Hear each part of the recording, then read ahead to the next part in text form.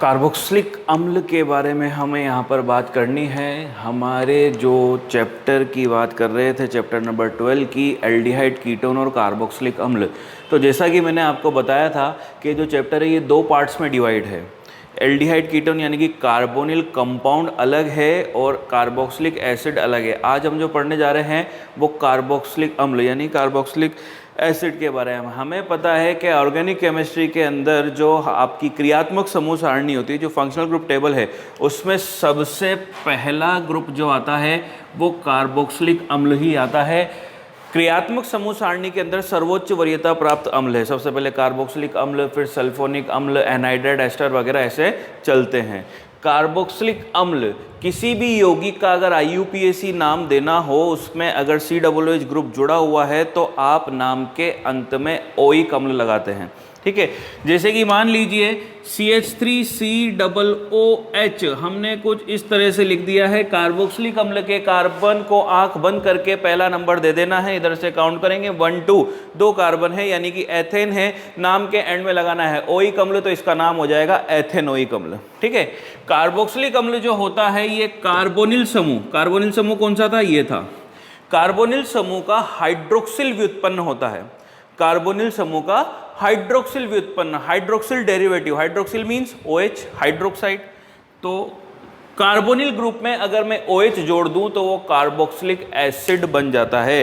Carbonyl group का structure जो है वो हम देख चुके हैं। कार्बोनिल ग्रुप में हमने पाया कि कार्बन और ऑक्सीजन दोनों ही sp2 हाइब्रिडाइज्ड होते हैं, sp2 संकरण दोनों का होता है। तो क्या कहा हमने कि कार्बोनिल समूह से हम कार्बोक्सिलिक अम्ल प्राप्त कर सकते हैं, क्योंकि कार्बोक्सिलिक अम्ल जो है वो कार्बोनिल समूह का हाइड्रोक्सिल व्युत्पन्न है, COOH जिसे आप कहते हैं। इतना तो कार्बोनिल समूह है। ये जो दिखाई दे रहा है आपको CO समूह, ये कार्बोनिल समूह है आपका, और CO पर OH जोड़ देते हैं अपन तो कार्बोक्सिलिक अम्ल हो जाता है। अब जैसे कि आपने अल्कोहल को और हेलो एल्केन को डिवाइड किया था समूह की संख्या के आधार पर, जैसे कि आपने हेलो एल्केन बोले थे तो हेलो एल्केन में हेलोजन समूह की संख्या के आधार पर उन्हें वर्गीकृत किया।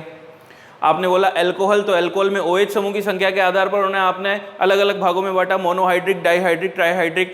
इसी तरह से यहाँ पर अगर COOH यानी कि कार्बोक्सिलिक अम्ल की बात करें तो COOH समूह की संख्या के आधार पर आप इन्हें फिर से 3 पार्ट्स में डिवाइड कर सकते हैं।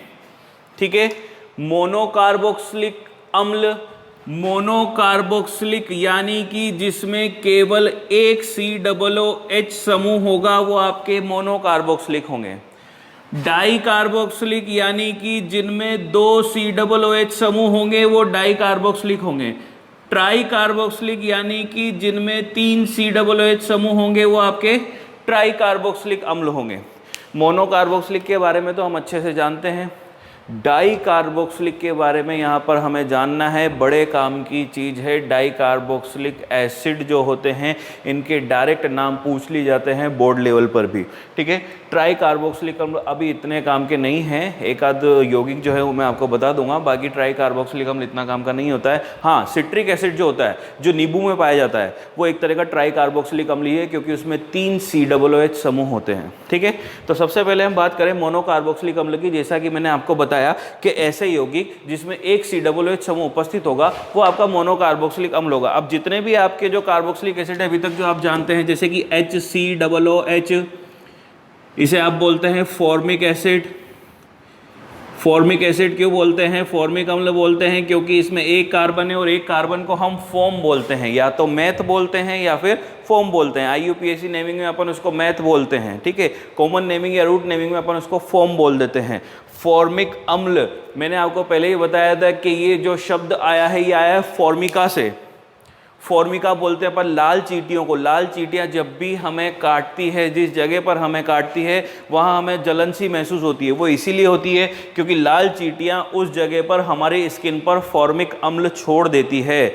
लाल चींटियों के अंदर फॉर्मिक अम्ल पाया जाता है और लाल चींटियों से ही हमें प्राप्त हुआ है, इसलिए इसको फॉर्मिक बोला है, क्योंकि लाल चींटियों को फॉर्मिका कहा जाता है। ठीक है, इसी तरह से CH3COOH एथेनोइक एसिड बोलते हैं, साथ ही साथ हम इसे एसिटिक एसिड भी बोलते हैं, एसिटिक अम्ल, क्योंकि ये एसिड, 2 कार्बन को एसिड बोला जाता है और ये पाया जाता है विनेगर यानी कि सिरके के अंदर। एसिटिक अम्ल सिरके में पाया जाता है। तो हम कह रहे हैं मोनोकार्बोक्सिलिक अम्ल ऐसे यौगिक जिनमें केवल एक COOH समूह होगा वो आपके मोनोकार्बोक्सिलिक, वो कुछ भी हो सकते हैं। ये तो मैंने सामान्य से बताया, आपको जनरल बताए हैं। अगर कोई बेंजीन रिंग है या कोई एरोमेटिक कंपाउंड है उस पर एक COOH ग्रुप है तो वो भी आपका मोनोकार्बोक्सिलिक ही है। ठीक है, मोनोकार्बोक्सिलिक की बात यहाँ खत्म करते हैं। सीधी सी बात है कि जिसमें एक COOH समूह होगा वो आपका मोनोकार्बोक्सिलिक होगा। अब बात करते हैं हम डाई कार्बोक्सिलिक की। डाई कार्बोक्सिलिक एसिड ऐसे कंपाउंड जिनमें आपके 2 COOH समूह होंगे वो आपके डाई कार्बोक्सिलिक अम्ल कहलाएंगे। इनमें कुछ फेमस, कुछ बेसिक कंपाउंड जो हैं जो आपके काम आ सकते हैं या जिन्हें आपको याद रखना है उनके बारे में मैं आपको बताता हूं। डाई कार्बोक्सिलिक अम्ल 2 COOH समूह होने चाहिए। अब ऐसा भी हो सकता है कि दोनों COOH समूह आपस में जुड़े हुए हों। इसका नाम आपको ध्यान रखना है। ये जो यौगिक है जिसमें 2 COOH समूह आपस में एक दूसरे से जुड़े हुए हैं इसको हम बोलते हैं ऑक्जेलिक एसिड। इसका नाम है ऑक्जेलिक एसिड, ऑक्जेलिक अम्ल। आपको ध्यान रखने होंगे इनके नाम। ऑक्जेलिक अम्ल 2 COOH समूह अगर एक साथ जुड़े हुए तो भाई हमने क्या कहा, डाई कार्बोक्सिलिक अम्ल का मतलब क्या है? डाई कार्बोक्सिलिक अम्ल का मतलब है जिनमें 2 COOH समूह उपस्थित हो। इसमें भी 2 COOH हैं, बस दोनों एक साथ जुड़े हुए हैं आपस में। अगर 2 COOH के बीच में एक कार्बन या कार्बनिक श्रृंखला आ जाए कुछ इस तरह से, आप चाहें तो इसको ऐसे लिख दें या फिर आप चाहें तो इसको ऐसे लिख दें COOH CH2COOH। 2 COOH समूहों के बीच में एक कार्बन आ गया है तो अब इसका नाम होगा मैलोनिक अम्ल, मैलोनिक एसिड। 2 COOH समूह के बीच में एक कार्बन हमने लगा दिया है तो इसका नाम है मैलोनिक अम्ल। IUPAC नाम नहीं बता रहा हूँ मैं, इनके सामान्य नाम बता रहा हूँ जिस नाम से ये फेमस है या जिस नाम से लैब में अवेलेबल होते हैं, जिस नाम से ये आपको मार्केट में मिल सकते हैं वो नाम मैं यहाँ पर बता रहा हूँ। IUPAC नेमिंग तो आप इसकी कर सकते हैं, कोई दिक्कत नहीं। जैसे अगर इसका IUPAC नाम लिखना है, दोनों तरफ COOH, किधर से भी शुरू कर दूंगा, 1 2 3 3 कार्बन है, क्या बोलूँगा नाम? प्रोपेन 1,3 डाई कार्बोक्सिलिक अम्ल। क्योंकि 1 पर और 3 पर COOH समूह आ रहा है, कितना आ रहे हैं? 2 आ रहे हैं, तो डाई कार्बोक्सिलिक अम्ल, प्रोपेन 1,3 डाई कार्बोक्सिलिक अम्ल। ठीक है, ये मैलोनिक एसिड है। IUPAC नाम में इसका नहीं बता रहा हूँ यहाँ पर, जो कॉमन नेम है जिस नाम से जाने जाते हैं उन नामों के बारे में हम देख रहे हैं। अगर 2 COOH दोनों एक साथ जुड़े हुए हैं तो ऑक्जेलिक है। 2 COOH के बीच में अगर एक कार्बन जुड़ा हुआ है तो वो मैलोनिक है। 2 COOH समूह के बीच में अगर 2 कार्बन जुड़ गए कुछ इस तरह से, कुछ इस तरह से 2 COOH समूहों के बीच में अगर यहां पर 2 कार्बन जुड़ गए हैं तो आप इसको ऐसे भी लिख सकते हैं और चाहे तो ऐसे भी लिख सकते हैं COOH CH2 का होल ट्वाइस COOH। इसका नाम होगा सक्सिनिक अम्ल। इसे हम कहेंगे सक्सिनिक अम्ल या सक्सिनिक एसिड। ठीक है, सक्सिनिक एसिड इसे कहा जाएगा। IUPAC नाम नहीं बता रहा हूं मैं, फिर से कह रहा हूं आपको, मैं इसका कॉमन नेम बता रहा हूं जिस नाम से ये अवेलेबल होंगे और जिस नाम से इनके क्वेश्चन पूछे जा सकते हैं। ये भी एक प्रकार का डाई कार्बोक्सिलिक अम्ल है क्योंकि इसमें आप देख सकते हैं 2 COOH समूह उपस्थित हैं। तो अगर दोनों COOH एक साथ जुड़े हुए हैं आपस में तो ऑक्जेलिक है। 2 COOH के बीच में एक कार्बन आ जाता है तो मेलोनिक है। 2 COOH के बीच में अगर 2 कार्बन आ रहे हैं तो आप इसे सक्सिनिक कहेंगे। इसी तरह से अगर 2 COOH के बीच में अब हमने जोड़ दिए हैं 3 कार्बन, CH2 का होल ट्वाइस कर देता हूं मैं, यानी कि total number of carbon is 5। यहां पर आप देखें, यहां पर टोटल 2 कार्बन थे, यहां पर 2 COOH के बीच में 1 कार्बन आ गया, टोटल 3 कार्बन हो गए हैं। यहां 2 COOH के बीच में 2 कार्बन आ गए, यानी कि टोटल 4 कार्बन हो गए हैं। अब टोटल आपके 5 कार्बन हो गए हैं क्योंकि 2 COOH के बीच में 3 कार्बन आ गए हैं। इसका नाम होगा ग्लूटेरिक एसिड।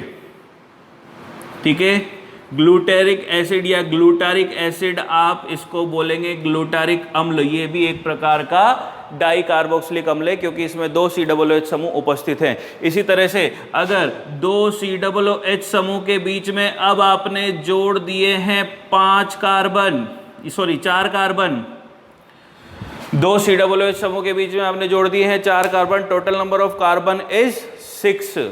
2 तो COOH का कार्बन है और 4 कार्बन यहाँ पर बीच में आपको दिखाई दे रहे हैं, तो टोटल 6 कार्बन आपके पास यहाँ पर हो गए हैं। तो इसका नाम होगा एडिपिक एसिड। एडिपिक एसिड आप इसे कहेंगे, एडिपिक अम्ल ये कहा जाएगा, एडिपिक अम्ल। ठीक है, तो ये आपके कुछ डाई कार्बोक्सिलिक अम्ल थे जो आपको ध्यान रखना है। ये फेमस हैं, ये अभिक्रियाओं में आपको मिल सकते हैं, या इन्हें बनाने के लिए बोला जा सकता है, या डायरेक्ट इनके नाम आपसे पूछे जा सकते हैं। आपको यौगिक बनाकर दिया जा सकता है, उसका नाम पूछा जा सकता है, या फिर आपसे कहा जा सकता है कि एडिपिक अम्ल का IUPAC नाम बताइए। अब एडिपिक अम्ल आपको पता होगा कि क्या होता है, तभी तो आप बताएंगे।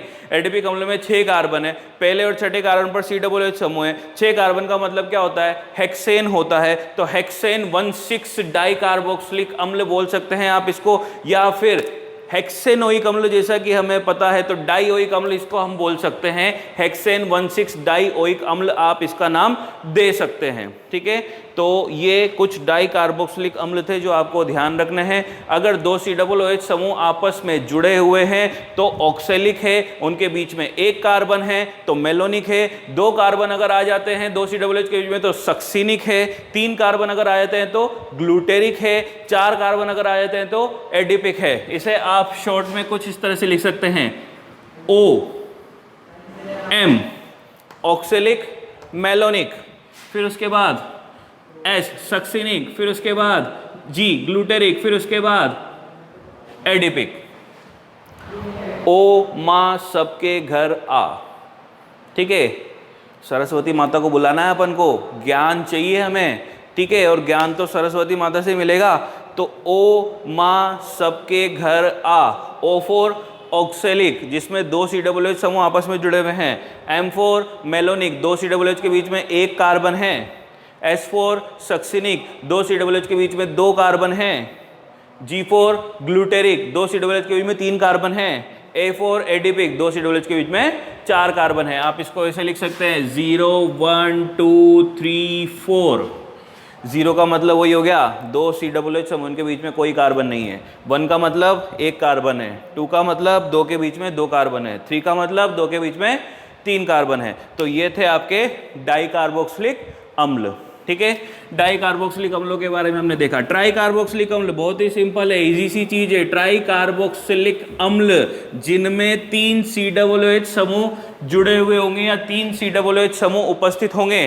तो ये लीजिए CH2CH CH2 COOH COOH और COOH, 3 कार्बन हैं, तीनों पर एक एक COOH समूह मैंने यहाँ पर जोड़ दिया है। अब एक छोटी सी बात मैं यहाँ पर आपको बता देता हूँ, हम कार्बोक्सिलिक अम्ल के IUPAC नामकरण में नाम के अंत में लिखते हैं ओइक अम्ल।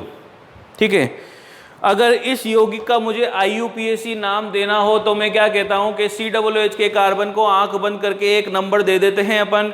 जैसे COOH के कार्बन को नंबर दिया तो 1 2 3 4 5, लेकिन ये वाला COOH रह गया। तीनों ही COOH हैं, तीनों ही समान हैं, चुनेंगे तो तीनों को ही चुनेंगे क्योंकि COOH समूह सर्वश्रेष्ठ वरीयता प्राप्त समूह हैं। मैंने यहां से फिर से शुरू किया 1 2 3 4, ये दोनों रह गए।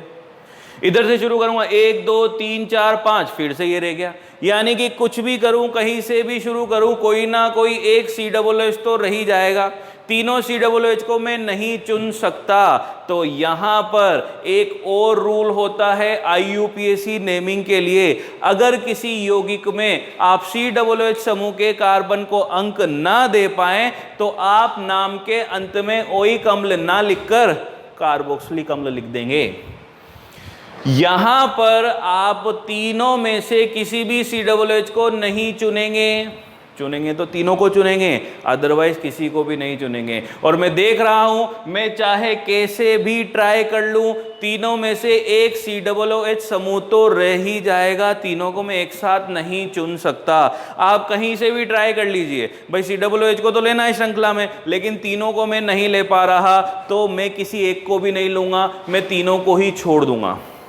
मैंने तीनों को छोड़ दिया तो इसका मतलब नंबरिंग में अब कहीं से भी कर सकता हूं, 1 2 3, किधर से भी शुरू कर दो, क्योंकि तीनों पर ही COOH समूह है। ठीक है, मैंने तीनों ही COOH समूह को नहीं चुना। मैंने क्या बोला, अगर किसी यौगिक में आप COOH समूह के कार्बन को अंक ना दे पाए तो नाम के अंत में ओइक अम्ल नहीं लिखेंगे, आप नाम के अंत में क्या लिखेंगे, आप नाम के अंत में कार्बोक्सिलिक अम्ल लिखेंगे। अब आप यहां पर देखें कि 3 कार्बन हैं और 3 कार्बन हैं, तीनों को नहीं चुना है, तो प्रोपेन की श्रृंखला हो गई है। आप इसका नाम देंगे प्रोपेन 1 2 3 ट्राई कार्बोक्सिलिक अम्ल।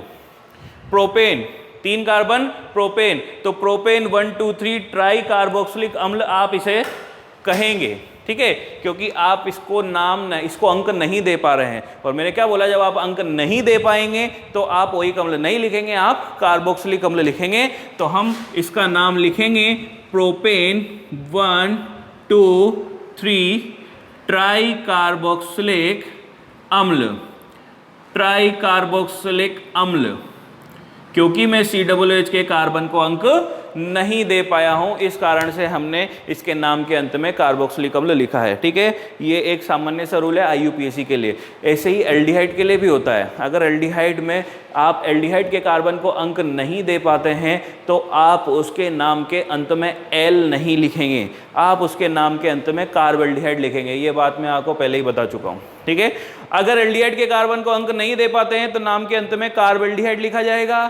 COOH समूह के कार्बन को अंक नहीं दे पाते हैं तो नाम के अंत में कार्बोक्सिलिक अम्ल लिखा जाएगा, ना तो ओइक अम्ल और ना L। ये पहचान होती है, नाम पढ़कर पता पड़ जाएगा कि हाँ, इस श्रृंखला के अंदर आपने COOH या CHO को अंक नहीं दिया है। ठीक है, तो ये बात थी आपकी कार्बोक्सिलिक अम्ल के वर्गीकरण की। COOH समूह की संख्या के आधार पर आपने इन्हें 3 भागों में बांटा है, मोनोकार्बोक्सिलिक, डाई कार्बोक्सिलिक और ट्राई कार्बोक्सिलिक। IUPAC नेमिंग आपको आती है, फिर भी 1-2 एग्जाम्पल मैं आपको यहाँ पर दे देता हूँ IUPAC नेमिंग के लिए।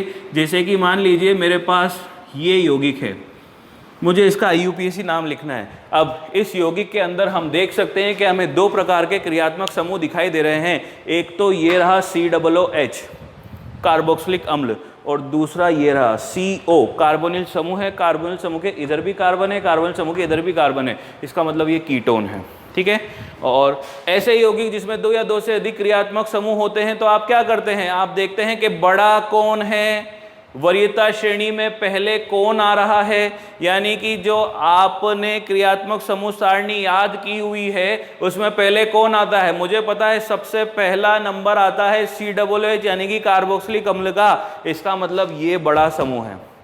जो बड़ा समूह है उसका आप अनुलग्न यूज करेंगे, यानी कि नाम के अंत में आप ओइक अम्ल लिखेंगे। जो छोटा है उसका अनुलग्न नहीं लगा सकते। भाई 2-2 जनों का सरनेम थोड़ी ना लगा सकते हैं अपन, नाम के पीछे तो एक ही सरनेम लगा सकते हैं ना। ऐसा थोड़ी ना कि भाई शर्मा भी लगा दे और वर्मा भी लगा दे, कोई एक सरनेम आप यूज करेंगे। तो सरनेम इसका हो गया, अनुलग्न मतलब सरनेम, यानी कि नाम के अंत में तो ओइक अम्ल आएगा। तो अब जैसे कीटोन में नाम के एंड में अपन ओन लगाते थे तो क्या करेंगे, अब ओन नहीं लगेगा, अनुलग्न नहीं लगेगा, पूर्वलग्न लगेगा। और कीटोन का पूर्वलग्न होता है या तो ऑक्सो या कीटो, ऑक्सो कीटो दोनों में से कुछ भी यूज कर सकते हैं आप। इसका नाम लिखेंगे तो नंबरिंग करेंगे, जहां से COOH है वहां पे पहला नंबर, तो 1 2 3 4। मुझे पता चल गया है कि तीसरे कार्बन पर कीटोन है, मैं इसको या तो कीटो बोल दूं या ऑक्सो बोल दूं, दोनों कह सकता हूं क्योंकि इसका पूर्वलग्न दोनों है। 3 कीटो या 3 ऑक्सो हम इसको बोल सकते हैं। मुझे दिख रहा है 4 कार्बन है, 4 कार्बन मतलब ब्यूटेन है, तो मैं लिखूंगा 3 ऑक्सो ब्यूटेनोइक अम्ल। COOH समूह का नंबर बताने की जरूरत नहीं है। अगर किसी यौगिक के अंदर COOH समूह आ रहा है तो ये फिक्स है कि वो पहले कार्बन पर ही आ रहा होगा। ये COOH समूह पहले कार्बन पर है, तो मैंने सीधा सीधा लिख दिया है 3 ऑक्सो, कीटो भी लिख सकते हो आप इसकी जगह, ब्यूटेनोइक अम्ल, ब्यूटेनोइक अम्ल, क्योंकि COOH समूह है तो नाम के अंत में ओइक आना जरूरी है। ठीक है, ऐसे ही एक एग्जाम्पल मान लीजिए मैंने ये दे दिया आपको, ये यौगिक दे दिया, ध्यान से देखना, बेंजीन नहीं है, ऐसा मत सोचना कि सर बेंजीन रिंग बनाना भूल गए, बेंजीन नहीं है, साइक्लोहेक्सेन है। अब साइक्लोहेक्सेन में COOH समूह है, साइक्लोहेक्सेन के अंदर 6 कार्बन होते हैं। मेरे पास 2 रास्ते हैं, या तो मैं केवल इस COOH को चुन लूँ, 6 कार्बन छोड़ दूँ, या फिर मैं इन 6 कार्बनों को चुन लूँ, मुख्य श्रृंखला में COOH को छोड़ दूँ। क्या करें? 6 कार्बन तो नहीं छोड़ सकते, एक COOH के समूह के चक्कर में 6 कार्बन तो नहीं छोड़ सकते, तो मैंने 6 कार्बन को चुना, COOH को छोड़ दिया। अभी थोड़ी देर पहले मैंने आपको बताया था, अगर COOH के कार्बन को आप अंक नहीं दे पाते हैं तो कोई बात नहीं, नाम के अंत में कार्बोक्सिलिक अम्ल लिख दो, तो इसका नाम हो जाएगा हेक्सेन कार्बोक्सिलिक अम्ल, हेक्सेन साइक्लोहेक्सेन, क्योंकि ये साइक्लोवले के अंदर है। ठीक है, दूसरी चीज, अब यहां पर अगर कोई दूसरा समूह आ जाता है, जैसे कि यहां पर मैं Cl या Br जोड़ देता हूं, तो फिर आपको कार्बोक्सिलिक अम्ल का भी नंबर बताना पड़ेगा। जिस कार्बन पर कार्बोक्सिलिक अम्ल है वो हमेशा पहला कार्बन होगा। ठीक है, जैसे कि मान लीजिए अगर यहां पर Br आ जाता है तो मैं ऐसे लिखूंगा 1 2, तो 2 ब्रोमो लिखूंगा मैं, 2 ब्रोमो साइक्लोहेक्सेन कार्बोक्सिलिक अम्ल। अभी भी मुझे कार्बोक्सिलिक अम्ल का नंबर बताने की आवश्यकता नहीं है, क्योंकि मैंने क्या बोला, मैंने बोला कि वो जहां आएगा वो पहला कार्बन होगा। ठीक है, COOH के कार्बन को मैं अंक नहीं दे पाता क्योंकि मैंने साइक्लोवले को चुना है, तो इस यौगिक का नाम 2 bromo cyclohexane, 2 bromo cyclohexane carboxylic अम्ल। तो मुझे इस नाम को पढ़कर पता चल गया कि COOH समूह के कार्बन को अंक नहीं दिया गया है, क्योंकि अगर दिया गया होता तो कार्बोक्सिलिक अम्ल नहीं लिखता, फिर मैं क्या लिखता, फिर मैं ओइक अम्ल लिखता। ठीक है, तो इस तरह की ये कॉमन IUPAC नेमिंग है। इसमें बस ये रूल आपको याद रखना है कि अगर COOH समूह के कार्बन को अंक ना दिया जाए तो नाम के अंत में ओइक अम्ल के स्थान पर कार्बोक्सिलिक अम्ल लिखना है, अदरवाइज नेमिंग आपको आती है। ठीक है, तो ये वर्गीकरण और कुछ बेसिक सी IUPAC नेमिंग थी कार्बोक्सिलिक अम्ल के लिए। अब कार्बोक्सिलिक अम्ल निर्माण की विधियां, कार्बोक्सिलिक अम्ल मुझे बनाना है। कार्बोक्सिलिक अम्ल बनाने के लिए अगर पिछले चैप्टर्स पे चलें अपन, तो जैसे पार्ट फर्स्ट में एल्डिहाइड था, एल्डिहाइड और कीटोन। मैंने आपको बताया था कि एल्डिहाइड का ऑक्सीकरण आसानी से कार्बोक्सिलिक अम्ल में हो जाता है। इसका मतलब एक तो आप एल्डिहाइड से बना सकते हैं। उससे पहले चलें अपन एल्कोहल, एल्कोहल पढ़ा था अपन ने, 1 डिग्री एल्कोहल की बात कर लो, 1 डिग्री एल्कोहल का ऑक्सीकरण करोगे तो एल्डिहाइड बनेगा, एल्डिहाइड का दोबारा से ऑक्सीकरण करा दो तो कार्बोक्सिलिक अम्ल बनेगा। यानी कि अगर मैं 1 डिग्री एल्कोहल को किसी प्रबल ऑक्सीकारक के साथ गर्म करूं तो मुझे कार्बोक्सिलिक अम्ल प्राप्त हो जाएगा। क्या 2 डिग्री एल्कोहल से मिलेगा? क्या नहीं मिलेगा। 2 डिग्री एल्कोहल का ऑक्सीकरण कराते तो मुझे कीटोन मिल जाएगा, और मैंने आपको बताया था कि कीटोनों का ऑक्सीकरण आसान नहीं होता है। क्यों? क्योंकि कीटोनों में कार्बन कार्बन बंध पाया जाता है, जबकि एल्डिहाइड में कार्बन हाइड्रोजन बंध होता है। ठीक है, तो कार्बोक्सिलिक अम्ल निर्माण की विधियां, कार्बोक्सिलिक अम्ल बनाना है, कार्बोक्सिलिक अम्ल का निर्माण करना है। बेसिक सी रिएक्शन जो आपको आती है सबसे पहले वही करें। सबसे पहली रिएक्शन एल्कोहल द्वारा, एल्कोहल से कार्बोक्सिलिक अम्ल बनाना है। बड़ी आसान सी बात है, ये मैंने आपको बताया। 1 डिग्री एल्कोहल ले लो, 1 डिग्री एल्कोहल को किसी प्रबल ऑक्सीकारक के साथ छोड़ दो, 2 बार ऑक्सीकरण कराना पड़ेगा। ये लो 1 डिग्री एल्कोहल ले ली मैंने, एथेनॉल सबसे आसानी से मिलने वाली। एथेनॉल एक ऐसी एल्कोहल है जो पीने योग्य है, मैंने आपको पहले ही बताया था। एल्कोहल बहुत प्रकार की होती है, लेकिन सिर्फ एथेनॉल और मेथेनॉल का औद्योगिक स्तर पर उत्पादन किया जाता है। मेथेनॉल जो होती है वो कच्ची शराब होती है, और एथेनॉल वो एल्कोहल है जिसे पीने योग्य माना जाता है, जिसे पीने के लिए यूज़ किया जाता है। ठीक है, सबसे आसानी से अवेलेबल हो जाती है और क्रियाशील भी होती है। ज़्यादातर अभिक्रिया अपन इसी से कराते हैं। 1 डिग्री एल्कोहल हमने ले ली है। 1 डिग्री एल्कोहल को मैंने छोड़ दिया है बेयर अभिकर्मक के साथ, और बेयर अभिकर्मक आप जानते हैं क्या होता है? पोटेशियम परमैंगनेट का क्षारीय विलयन। अम्लीय विलयन भी बेयर अभिकर्मक ही कहलाता है। ठीक है, पोटेशियम परमैंगनेट का क्षारीय विलयन ये एक प्रकार का प्रबल ऑक्सीकारक है, या फिर इसके स्थान पर आप ले सकते हैं K2Cr2O7, जिसे बोलते हैं अपन पोटेशियम डाइक्रोमेट। ये भी एक प्रकार का प्रबल ऑक्सीकारक है। ऑक्सीकरण होगा, जो प्रबल ऑक्सीकारक है कम से कम 2 बार ऑक्सीकरण कराएंगे, जो दुर्बल ऑक्सीकारक है वो 1 बार ऑक्सीकरण कराकर छोड़ देंगे। हमने प्रबल ऑक्सीकारक लिए क्योंकि मुझे 2 बार ऑक्सीकरण कराना है। ऑक्सीकरण हुआ, ऑक्सीकरण का मतलब या तो हाइड्रोजन का हटना या ऑक्सीजन का जुड़ना। एल्कोहल में से हाइड्रोजन हटाना है, आपको पता है कैसे हटाते हैं। एक हाइड्रोजन हटेगा ऑक्सीजन से, एक हाइड्रोजन हटेगा ऑक्सीजन से जुड़े हुए कार्बन से। यहां से एक हाइड्रोजन हटाया, यहां से एक हाइड्रोजन हटाया, इस कार्बन और इस ऑक्सीजन की संयोजकता प्रभावित हुई, तो क्या मैं इसे ऐसे लिख दूं CH3CH डबल बॉन्ड O। देख सकते हैं आप, OH था उससे एक हाइड्रोजन हटा दिया है, CH2 था उससे एक हाइड्रोजन हटा दिया है, तो CH2 का CH रह गया, OH का O रह गया, डबल बॉन्ड लगा दिया दोनों के बीच में। एक बार ऑक्सीकरण कराया अपन ने, ये ऑक्सीकरण का साइन बना दिया मैंने, ऑक्सीकरण कराया तो आपको एल्डिहाइड प्राप्त हो गया। चूंकि ये प्रबल ऑक्सीकारक है, प्रबल ऑक्सीकारक है, क्या इस एल्डिहाइड को हम ऐसे लिख दें? ऐसे भी लिख सकते हैं, CHO को किसी भी तरह से लिखें। मुझे पता है एल्डिहाइड में कार्बन हाइड्रोजन बंद होता है, ये रहा, आसानी से टूट जाता है, तो एल्डिहाइडों का आसानी से ऑक्सीकरण हो जाता है। क्योंकि प्रबल ऑक्सीकारक था K2Cr2O7 या फिर बेयर अभिकर्मक जो कि था KMNO4OH माइनस, KMNO4OH माइनस, फिर से ऑक्सीकरण हुआ, एल्डिहाइड का ऑक्सीकरण हुआ, कार्बन हाइड्रोजन बंद टूटा, दोनों के बीच में ऑक्सीजन जोड़ दो, जोड़ा भाई दोनों के बीच में ऑक्सीजन, तो ये हो गया CH3COOH। क्या कार्बोक्सिलिक अम्ल प्राप्त हो गया? यही तो करना था। तो अल्कोहल द्वारा कार्बोक्सिलिक अम्ल बनाने के लिए क्या लिखेंगे आप? यदि 1 डिग्री अल्कोहल को किसी प्रबल ऑक्सीकारक के साथ ऑक्सीकृत कराया जाए तो क्या प्राप्त होगा? तो आपको 2 पदों में कार्बोक्सिलिक अम्ल प्राप्त हो जाएगा। ठीक है, ये अल्कोहल द्वारा। 2 डिग्री अल्कोहल से नहीं होगा, क्योंकि हमें पता है, देखो ये रहा 2 डिग्री अल्कोहल, ये 2 डिग्री अल्कोहल लिया मैंने, CH3CHOH CH3, मैंने इसका ऑक्सीकरण कराया, एक हाइड्रोजन हटाऊंगा ऑक्सीजन से, एक हटाऊंगा ऑक्सीजन जुड़े हुए कार्बन से, तो पहली बार ऑक्सीकरण कराने पर ही इसने कीटोन बना दिया, और कीटोन से आगे कार्बोक्सिलिक अम्ल नहीं बनेगा, क्योंकि कीटोनों का ऑक्सीकरण आसानी से नहीं होता है। तो अल्कोहल लेंगे कार्बोक्सिलिक अम्ल बनाने के लिए, लेकिन कौन सा? 1 डिग्री अल्कोहल। ठीक है, अब इसी रिएक्शन में दूसरी अभिक्रिया दिख रही है आपको।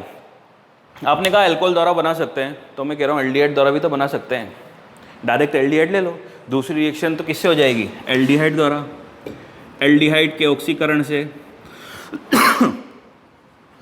अब एल्डिहाइड का प्रबल या दुर्बल किसी भी ऑक्सीकारक से आप ऑक्सीकरण करा दीजिए, कार्बोक्सिलिक अम्ल मिल जाएगा, क्योंकि हमें पता है कि एल्डिहाइड का ऑक्सीकरण आसानी से होता है। तो अल्कोहल से कराना था तो क्या करा? प्रबल ऑक्सीकारक लिया। एल्डिहाइड से कराना है, ये ले लिया एल्डिहाइड, CH3COH, एल्डिहाइड लिया, कोई सा भी ऑक्सीकारक ले लो, प्रबल ऑक्सीकारक या दुर्बल ऑक्सीकारक कोई सा भी ले लो। आप चाहो तो सबसे दुर्बल ऑक्सीकारक हाइड्रोजन पेरोक्साइड ले लो, आसानी से मिल जाता है। हाइड्रोजन पेरोक्साइड लिया, हाइड्रोजन पेरोक्साइड में से एक ऑक्सीजन कमरे के तापमान पर टूट जाएगा, इसके बीच में जुड़ जाएगा, जल बन जाएगा। हाइड्रोजन पेरोक्साइड को कमरे के तापमान पर छोड़ते हैं तो वो स्वतः ऑक्सीकृत होकर जल में परिवर्तित हो जाता है, ये इसका ऑक्सीकरण कर देगा। तो ये हो गया CH3COOH प्लस, निकल गया क्या? H2O। तो अल्कोहल द्वारा आपने बना लिया है, एल्डिहाइड द्वारा आपने बना लिया है। इसके अलावा ग्रीनियर अभिकर्मक से हम बना सकते हैं, इसके अलावा नाइट्राइल से हम बना सकते हैं, एनाइड्राइड से हम बना सकते हैं, कार्बोक्सिलिक अम्ल व्युत्पन्न से हम बना सकते हैं। ठीक है, ये कुछ बेसिक सी रिएक्शन थी आपकी कार्बोक्सिलिक अम्ल निर्माण की। तो कार्बोक्सिलिक अम्ल के बारे में हमने पढ़ा, सर्वश्रेष्ठ वरीयता प्राप्त अम्ल है, सबसे प्रबल अम्ल माना जाता है कार्बनिक यौगिकों में या कार्बनिक क्रियात्मक समूहों के अंदर, वरीयता श्रेणी में सबसे ऊपर होता है। यहाँ पर हमने देखा कि कार्बोनिल यौगिक का हाइड्रोक्सिल व्युत्पन्न भी आप इसे कह सकते हैं। वर्गीकरण हमने देख लिया, अगर एक COOH है तो मोनोकार्बोक्सिलिक अम्ल, 2 COOH है तो डाई, 3 है तो ट्राई। डाई कार्बोक्सिलिक अम्लों के नाम आपको ध्यान रखने हैं, ऑक्सेलिक, मेलोनिक, सक्सिनिक, ग्लूटेरिक और एडिपिक। ओ माँ सबके घर आ। ठीक है, ट्राई कार्बोक्सिलिक अम्ल के लिए मैंने आपको IUPAC नियम बताया, और ये 2 रिएक्शन है आपके कार्बोक्सिलिक अम्ल निर्माण की। ठीक है, ओके देन, गुड बाय।